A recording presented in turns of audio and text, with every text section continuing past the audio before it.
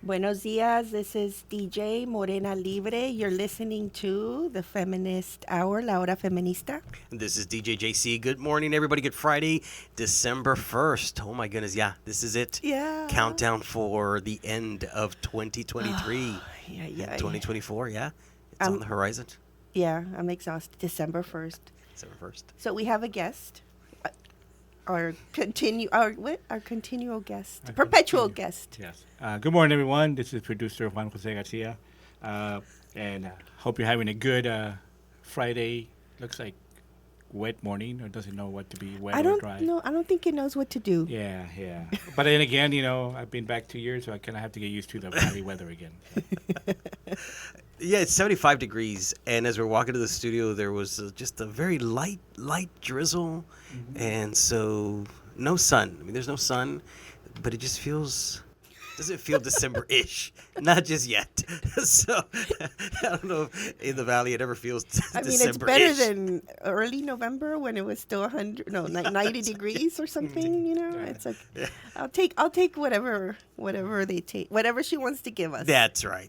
But good morning, everybody. Today is probably, as we're winding down the semester, it's down to probably this and next week as our last shows. So we just want to wrap. We want to talk. We want to just see what's going on.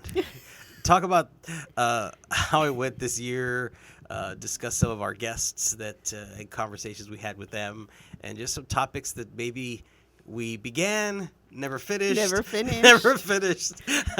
I know where we're going with that, especially with Juan, our producer, being here. Yeah. He's probably gonna ask me that question again.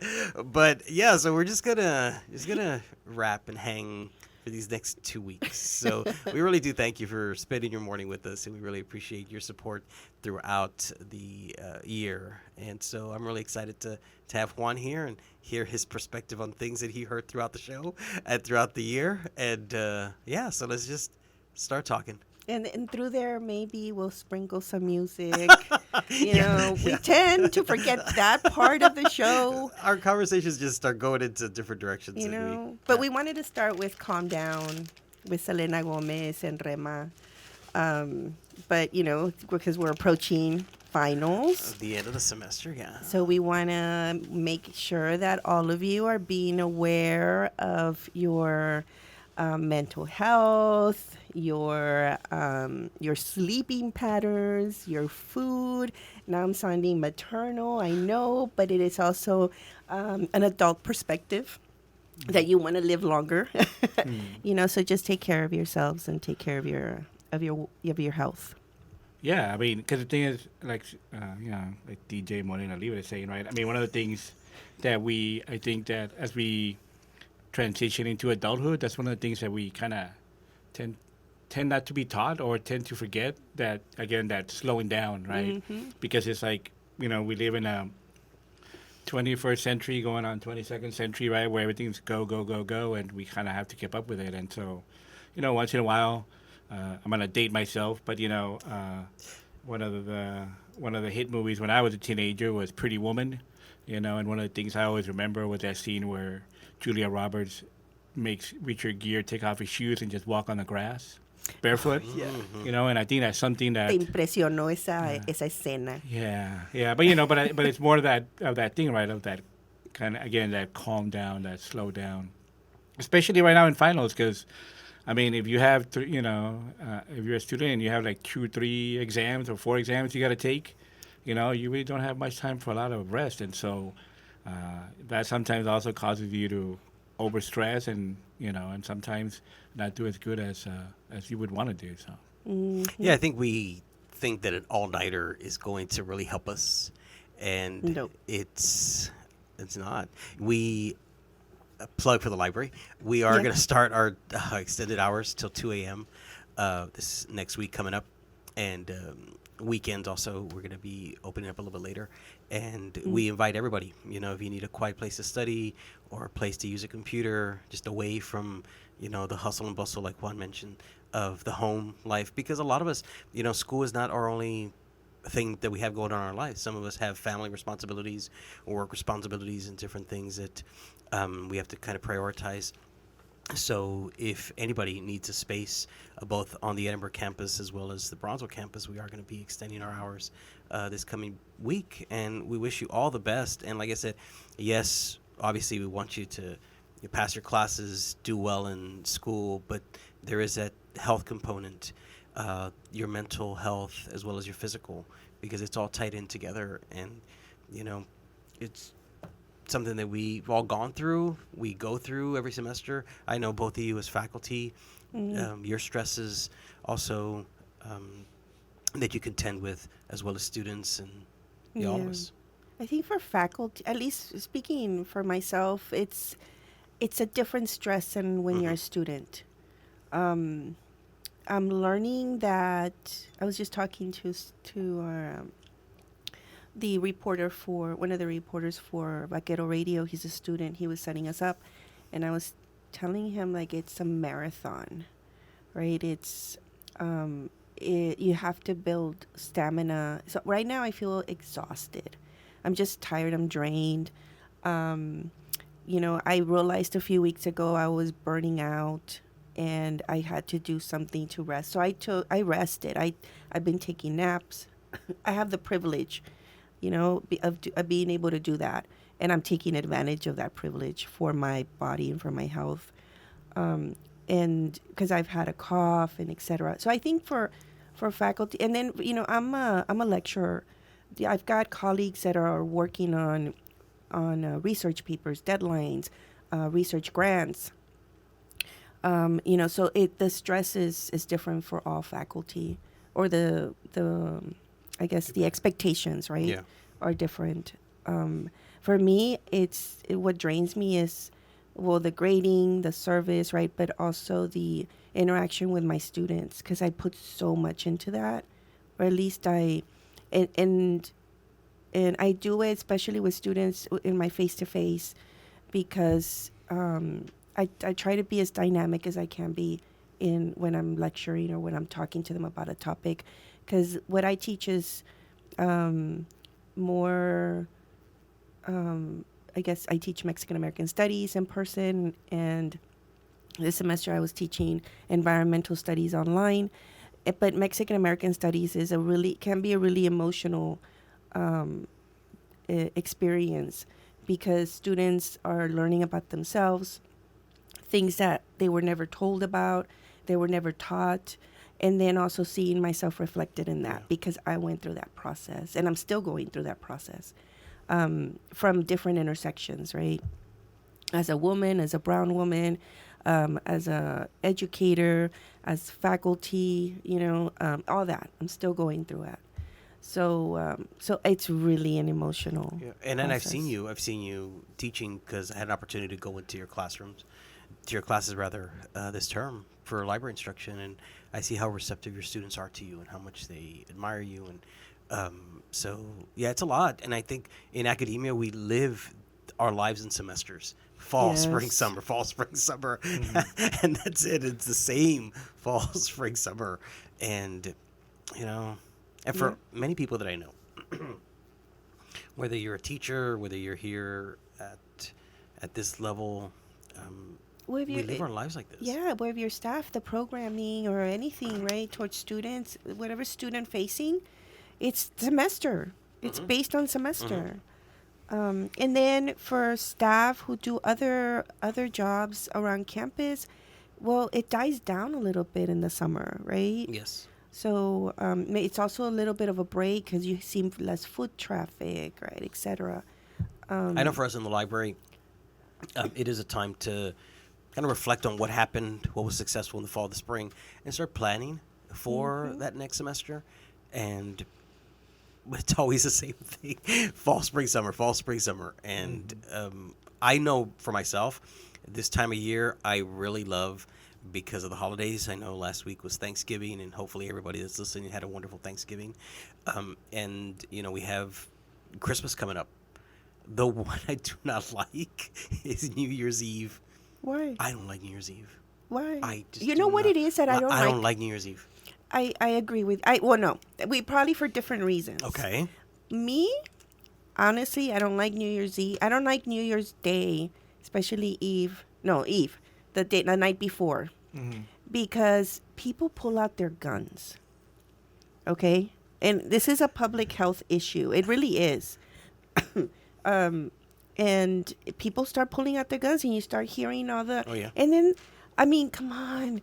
I know we need to improve in teaching and how we teach science, but we need to teach science when it comes to handling guns, because we think that what goes up is not going to come down. It's basic gravity. And then they point their guns up, you know? So for me, that's the reason why. Because there's not enough education. Education is no longer required when you purchase a gun, right? So you don't have to learn how to use a gun in the state of Texas, right? So it's a health risk. You can talk to any public health, to any doctor, and a nurse. They'll tell you that it's a public health issue. Yeah. So there you go. What's your reason? I just don't like to be forced to stay till midnight. Awake till midnight. Has nothing to do. Has nothing to do with I want to go to anything. bed. I just don't want to be forced to say, "Hey, it's 11:30. You got 30 more minutes before midnight." So Hey, yes, man. Sylvia, I support what you're saying about. But to me, it's more just I just don't want to be forced to stay awake. I think what it is just he just doesn't want to eat the 12 grapes. He doesn't want to get that suitcase and walk in and out. He doesn't want to wear the red underwear. You know, Wait, yeah. hold up. Or yellow or whatever, Suitcase? depending on what Wait, what you want. suitcase? What is that one? I know the grapes. I don't know the suitcase. You know the suitcase? I The know the suitcase suitcase. is if you want to in the new year, if you want to travel more, Oh. then basically at midnight or right around midnight, as you're eating your grapes, I know the grapes. The Do grapes. not I do choke.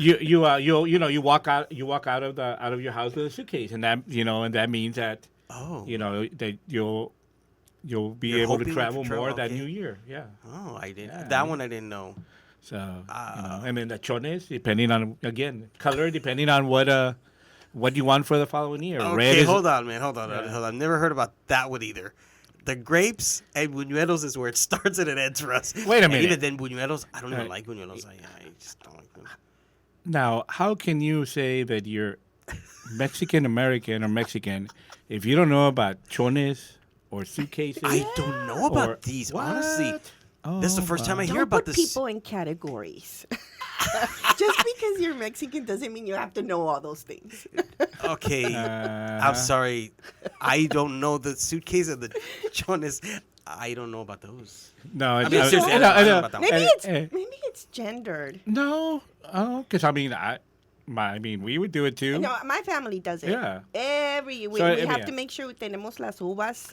The grapes. Yeah. Y And los again- calzones rojos. Bueno, no, depende. Depende qué. Depende qué es lo que quieres. Mira, Bueno, eso sí. porque rojo or red is for love, right? Ah, sí. Yellow is if you want financial stability. Mm-hmm. You know, I think. Los colores. Yeah, The so colors matter. The colors matter. Yeah. Wouldn't so- green be more if you want money? No. I'm sorry, I know we're going off topic here. Yeah. I just have never heard of this. I'm the serious. man. suitcase. But I'm just making a point too, as far as because the thing is, like how Silvia was talking about, like she teaches a Mexican American Studies class because I teach that class too, and and one of the and I tell my students this, and it's the same response. It's like, I didn't know about these things, right? But it's with a lot of stuff that we, the traditions that happen, and but I use it as that, and I just and of course I'm kidding when I say what kind of Mexican American are you? Because again, I know that. Some, it really also depends on where where your family came from, right? What traditions they have, but also, like, there's some of my students, and I think you mentioned this too. I mean, you're like already 4th, 5th, 6th generation here, right? So that's a completely different, also cultural knowledge that you have, and so, so yeah, but but if you travel anywhere, right, there are those traditions and stuff like that. For So. that close to that time. But Yeah. no, I didn't know about I don't remember growing up, but my mom could correct me. I don't remember the suitcase. That came later.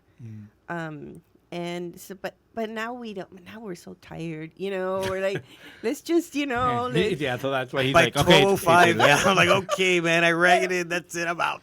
you look around. Okay, I hugged everybody. Okay, I'm going to bed now. Okay, guys, that's it. I think Happy New Year, yeah, boy.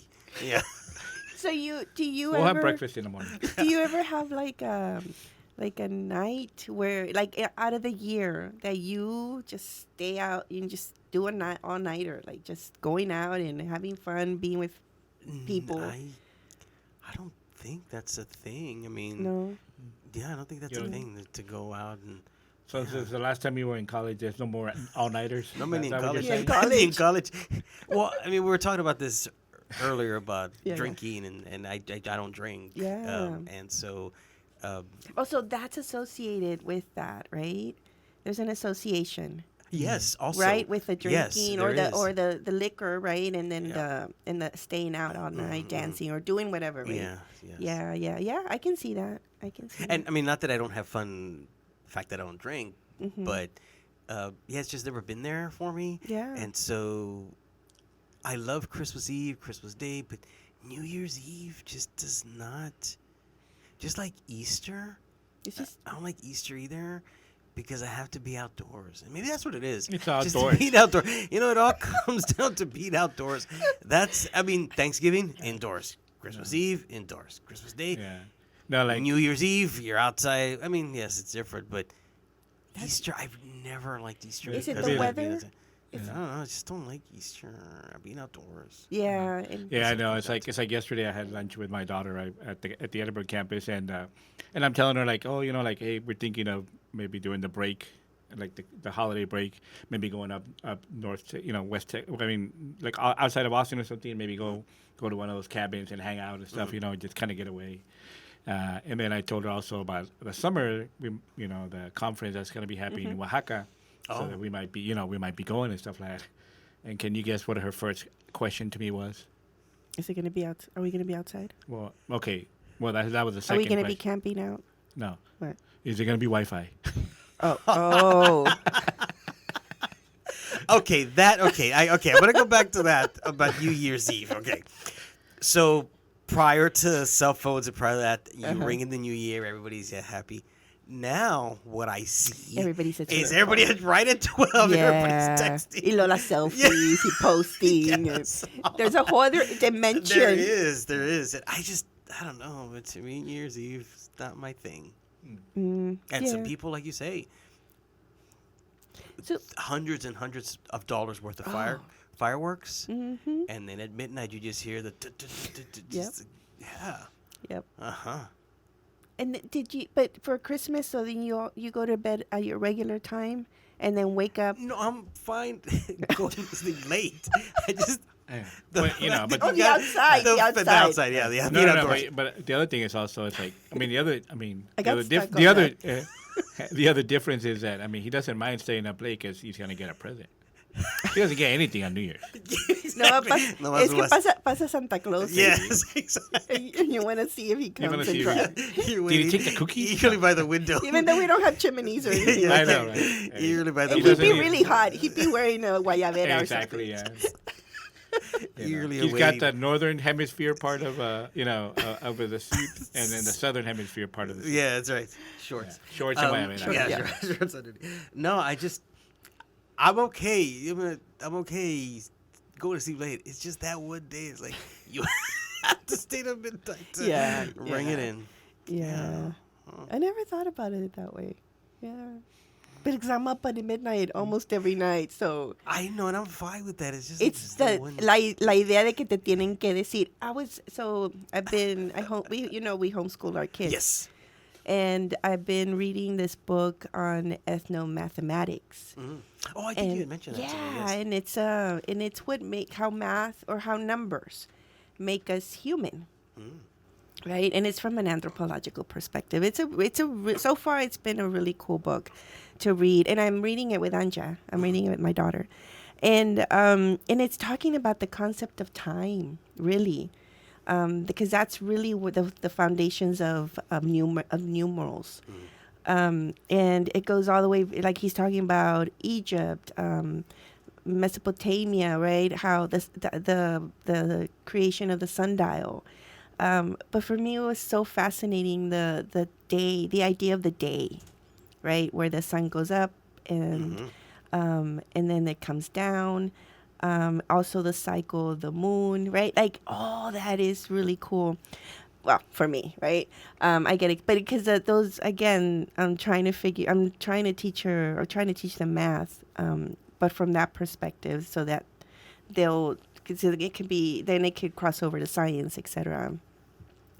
But but the idea of time is really ingrained in us, and like I stopped wearing a watch. I think in my early 30s. I don't wear them. But then I started wearing a Fitbit. And then the Fitbit changed my concept of time because it's digital.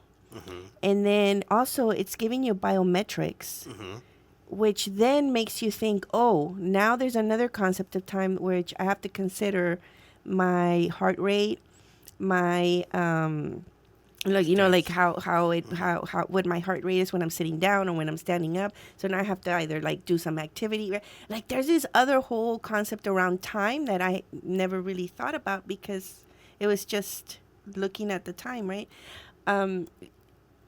So what I'm trying to get at is that this, like for me, I am more awake and more alive, and I feel like my creative juices are much better at night. But I learned that not everybody's like that.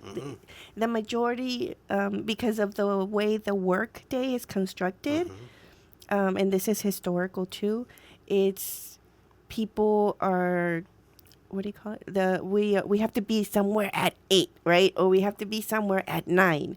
We have to be somewhere at 10, and then we have to have lunch. We have to take our lunch at noon. And then meetings are on this day, right? Or et cetera, et cetera. So the way our lives are just constructed around time, and then our age. There's cultures out there that don't even take that into consideration.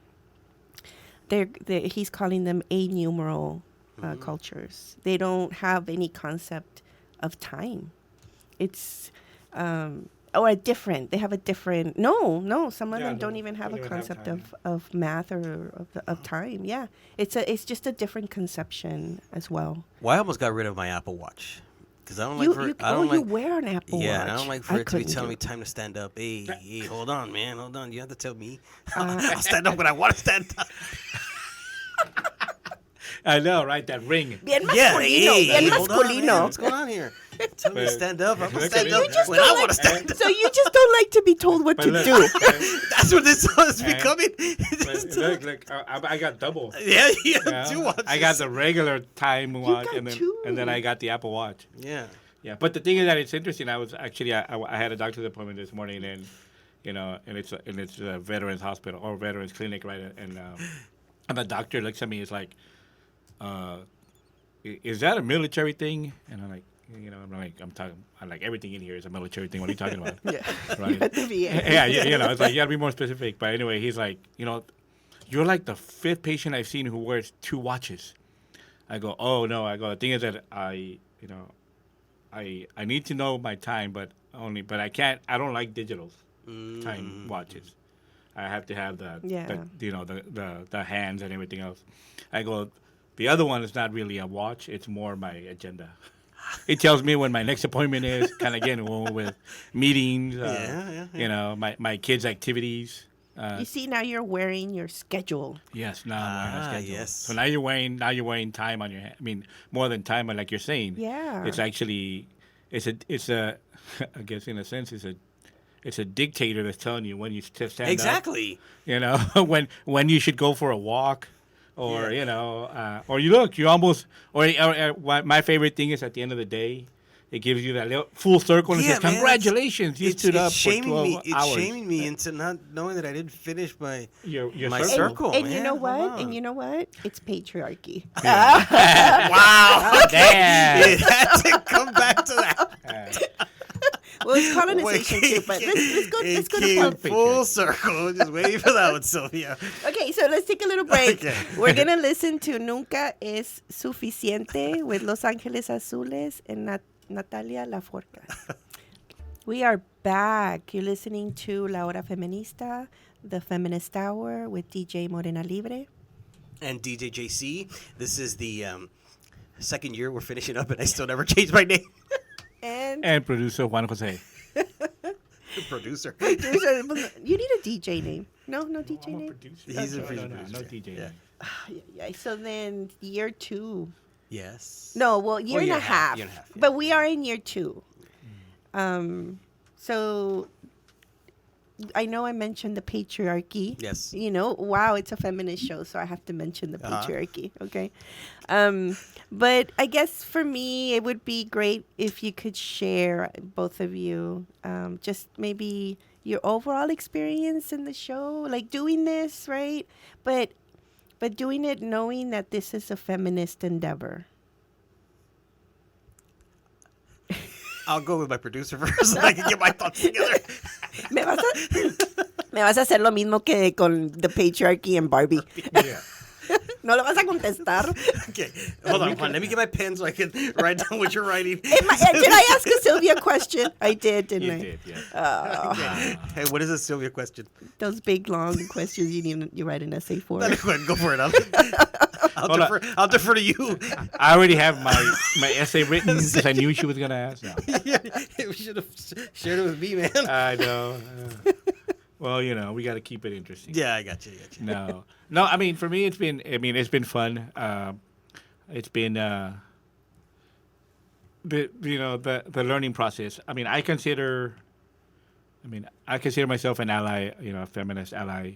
I myself, for my research, I mean, that's the theoretical framework that I follow for my research, my studies, is from a women of color feminist epistemologies and theory, right? And so, but it's been interesting to listen to the show, right? This past almost 2 years now, or 1.5 years, right? And just how the conversation has evolved, right? And I don't mean just like I'm not here a lot of the times, but not just between you two, right, as the DJs, but just how with the guests that you all have had, especially this past year, or at least the latter part of the spring and now here in the fall, and how like your guests do their homework, right? Yeah. Because it's like they know. It's like I think initially, right, when we started the show, like people are like, okay, the Feminist Hour, and of course you'd be like, okay, they kind of talk about their work or what they were doing, and kind of in a sense kind of give us a little bit of their life history, right? And then of course the second half of the show would be let's get into what the show is about. What does feminism mean to you, right? And initially, I mean, most of the initial guests, just kind of gave, I think they gave an honest answer, right? A lot of them had never like that, most people are like, had really never really thought about it, or they didn't know how to define feminism for themselves, right?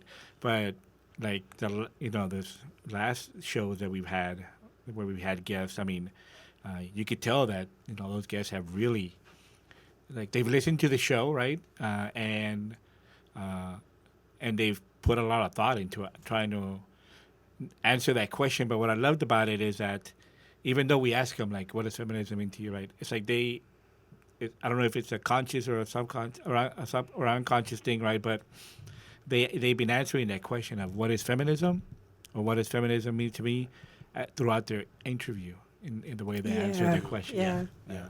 That's true. I think some of the very early guests that we had came with notes ready to go, and what we're seeing this time, as you mentioned, one, as either they're listening to the show or they're kind of prepping or what they live by, their answers have been diverse, but at the same time they all hit the central points as to what feminism means to them. And we've had some really interesting guests, some great conversations with people that have come by. And for me, And we've talked about this at length when you initially approached me about this. And people that I know that I told that they asked you to Like be on this. you? Yes, you. And Why you? Yeah, why, More like that. yeah. Or maybe somebody said, "Yeah, that's about right." Oh yeah. And so it has been a wonderful opportunity, to learn more about this. And like you said, some of the conversations that, we've never had before, never discussed, and the topics that, should be out there, but maybe are not because they're taboo. They just don't get enough attention. And one of the things that struck me this year, especially with some of the younger guests that we had, was how passionate they are about what they do for advocacy, for these social issues that are going on. And that really surprised me and amazed me because I remember back in the day just coming to school and leaving. And these young students are investing into their community. They're investing into themselves, into the school. And that for me was such a wonderful thing to either be a part of, to see, to promote, to advance. And it's amazing that so many young people are taking the mantle and saying, hey, you know what? Taking the mantle and saying, you know what? Let's see what we can do to just better our communities. And that's what I kind of took from this term. And I want to emphasize too that granted, it's who we invite, who is able to come to the show, but it's been young women, right, who are doing this. So so when you say like, oh, back in the day you weren't thinking that, well, maybe because you didn't have to, right? But for women and for LGBTQ people, communities, they have to. Like, they have to do something because the injustices are just too explicit, too harmful, too damaging. And I'm not saying in your case it's not, right. For brown men, you all have your set of issues that you're dealing with, and we need to know those. But there are certain levels of privileges that you do have, but just for being a man, right? And so maybe for you all, you didn't have to fight certain fights because you weren't relating to them, nor did you see the value in it, because the fights and the struggles that young women do, young women of color, young LGBTQ, they do, it benefits everyone. It just benefits everyone. It's just that's part of history. It's been proven to us, that the benefits that we have, the privileges that we have in a given society, have come from those struggles. Like even just an 8 to 5 work day, having breaks, having bathrooms, all those have come from those movements and those struggles. So. No, yeah, I mean, and it's and I agree, because the thing is, yes, I mean, excuse me, I mean, like when I was as an undergraduate, right? I mean, yeah, I mean, my struggle was, I was like, okay, I have to get an A or whatever, and it was more, okay, where are we gonna go party this weekend, right? Our spring break's coming up, right? Who's gonna get the room at the island? And stuff like that. But the thing is that, and like you said, I mean, because it is a privilege, right? It's a privilege, even as a brown man trying to get that higher education has his barriers and has its. Sometimes they try to put limitations on that, right? But as like I mentioned, right, as I engulf myself in that higher education, as I engulf myself in the literature and the readings, for me, right, which is what what I've always come down to, and my research comes down to, is like you're saying, is the fact that if it wasn't for the women movement, if it wasn't for the LGBTQ plus movement, right, the labor movement. I mean, but what I mean by women movement is because all of those, like the labor movement, the civil rights movements and all those, excuse me, I think wouldn't have been as successful as if the majority of the work, which unfortunately was left to the women, right? Like I said, like I teach the Mexican American Studies class, and whenever I ask students about the student movements, right, the walkouts and everything that happened, or the farm workers movement, right? They, when I ask them, like, okay, well, what do you know about the farm workers movement, right? And the first name that they say is Cesar Chavez. Again, because that's the one that's in the history books. That's the one that gets taught, right?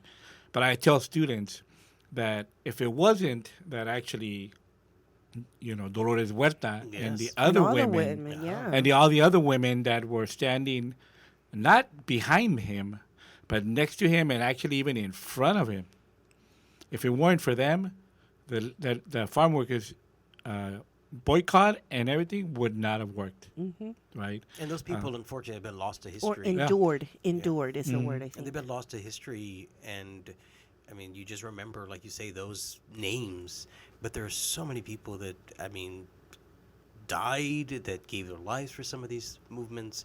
And it's very unfortunate. But like you say, now we are in a position where we are reaping from those things. And, yeah.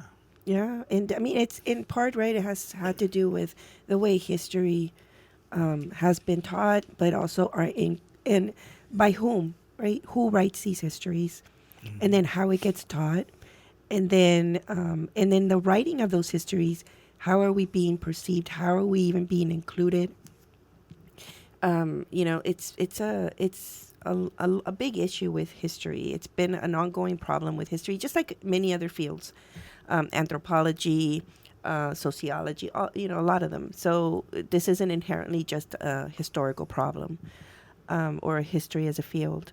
But that's why, like, one of the things where I teach in my class is how we really have to start thinking about history as historiography from a Mexican American studies or even an ethnic studies perspective, because now there's more of us in the academy, more people of color, more women of color. So now we've been able to create our own epistemologies, our own methodologies.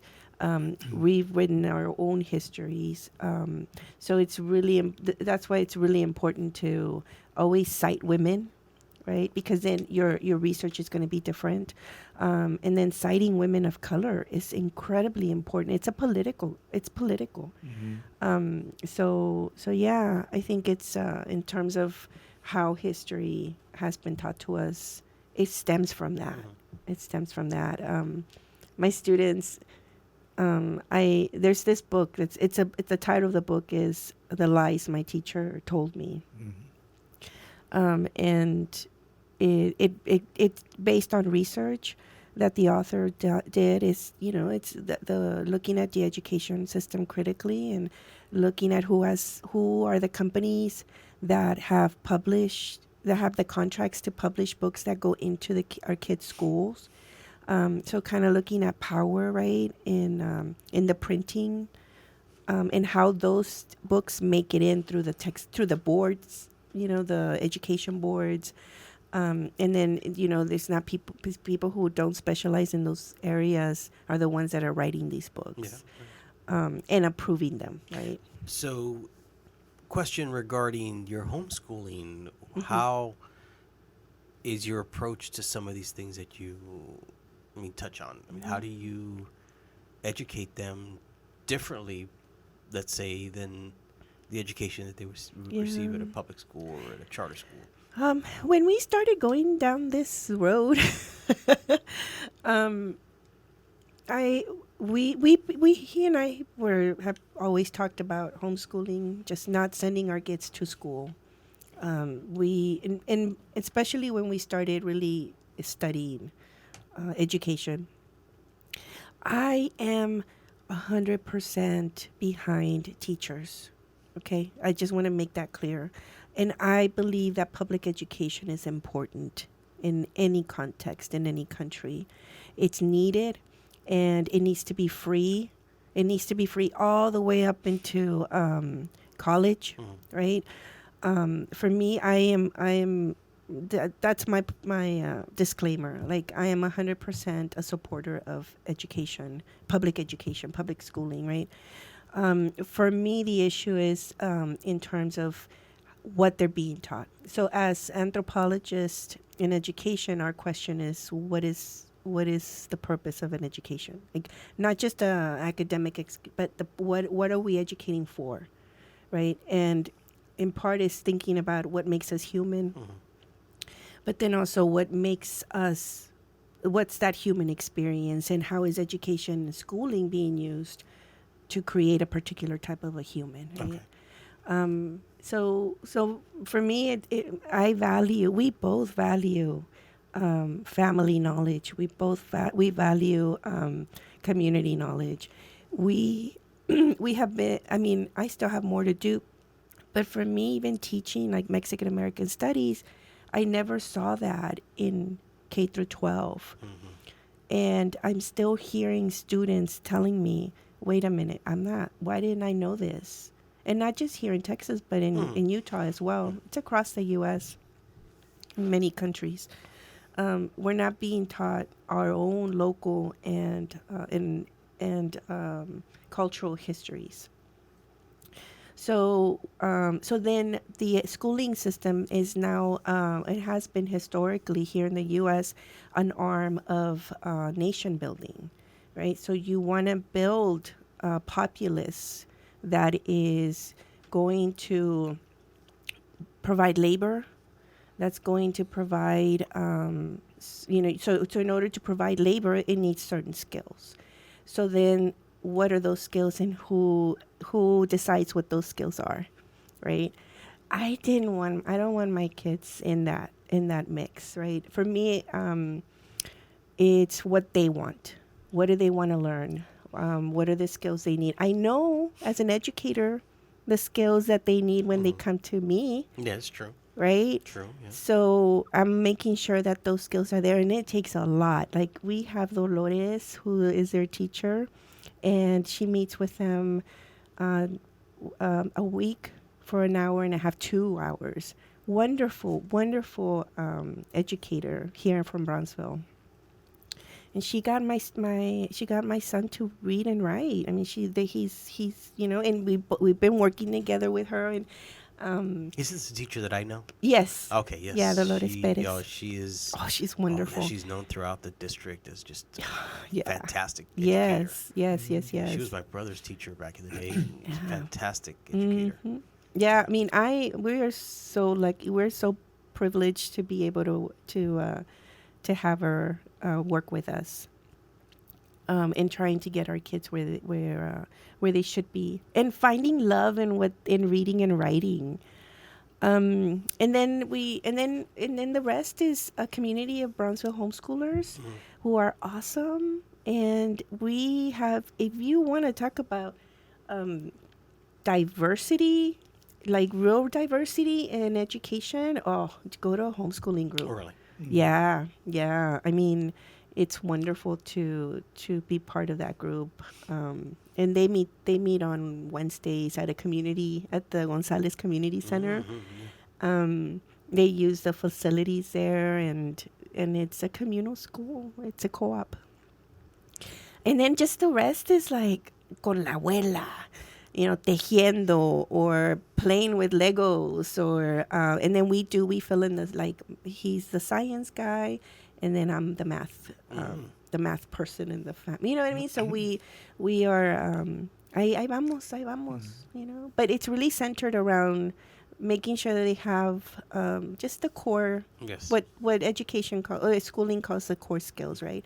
But doing it, like right now, I'm just reading with Dolores is reading the Gardens in the Dunes, and it's a beautiful historical fiction around the Paiutes, indigenous communities.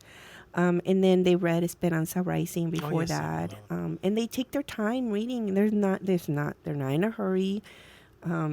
They're reading together. She gives her writing assignments. And then with Draco, the same thing. They read Toad and Frog. Frog and Toad. And Toad and he's a bug guy. My kid's a bug guy. So he loves animals too. Like it just so for him, like he really connected. But she's bringing that in, right? Yes, Like it's her magic that's helping us with that. So yeah, that's us. I mean, that's we're kind of I call us like a little patchwork educators, right? Because our curriculum is patchwork. And this is the first year you're doing this, right? Because last year, no? No, we started Well, with homeschooling. I Well, mean, we before started then, homeschooling. We started actually. We decided after during the pandemic, Oh, okay. right? That when we were still up in Utah, that it wasn't going to work out, right? So Yeah. So when they kind of pandemic kind of was starting to come out of the pandemic and they were going back to school, we decided, you know what, we're not going to send them back. We're just going to do the homeschooling ourselves. Here, I mean, we did try. Yes, I remember. We send them to a Charter private school. A private school. You know, and and it was really more because the like they were asking for it, right? Especially my son, because my son is a very excuse me, he's a very social guy, right? So he's got to be around people, and so he took, so when they asked us like, hey, we want to go to school, we knew public school wasn't where we were going to be sending them, right? And in a sense, I mean, we kind of tell them the schedule of what public school is, and they were like, no, I don't want to go to that either, right? That regimented schedule. Exactly, yeah, the time thing, right? Yeah. Yeah. So telling you what to do. Exactly. yeah. And so so we send them to that private school, and it worked out for the social, but not necessarily for the educational. Oh yeah, wonderful family. They have, I mean, they met great friends. They made great friends in that Yeah. school. So Yeah. moving forward, if in 3 years your children say, you know what, I want to go back to Yeah, school. yeah, of course. Yeah, yeah. That's we're not For we're, the social component. Yeah, we're Yeah. constantly checking in with them, making sure that they are happy. That they still want to be Yeah, doing, yeah, still be at homeschooling, yeah. I mean, and the thing is, like they another I forgot to mention Roca, the Revival Cultural Arts. They take music there. Yes, that's and right. then they have a recital coming up, and so honestly, I mean, cities, any place that you live in is a living school, and that's what we're trying to. I mean, you were bringing apply. your daughter here to learn how Yeah. the system works. Yeah, yeah. the- She didn't wake up. She didn't wake up on time. She's like, it's too early. Yeah. Pero sí, but I mean, schooling, education is, it's so enriching, but it's a lot. Like it's a lot to think about, and we've had the privilege to be able to think Yeah. about it. And then also there's so many movements out there. There's unschooling, there's deschooling, there's traditional homeschooling, and even within traditional homeschooling, there's others like Montessori. Yes. Just so much. Charlotte Mason, I think, is another one. Some of them are very Christian based, faith based. Some of them are secular. I mean, there is. It opened up a subset can of a of. subset of a Oh, of a yeah. subset. But but the other thing I think is also kind of going with miseducator over here and patriarchy. But it's also but for us I think it's also making for us, at least for me, right? But I think it's for her too, Sylvia too, right? Is that we want to make sure that our kids know this, right? That they Yeah. know that the way the world runs is because of patriarchy. It's because of the remnants of colonization and stuff like that, and and how it affects each one of them individually.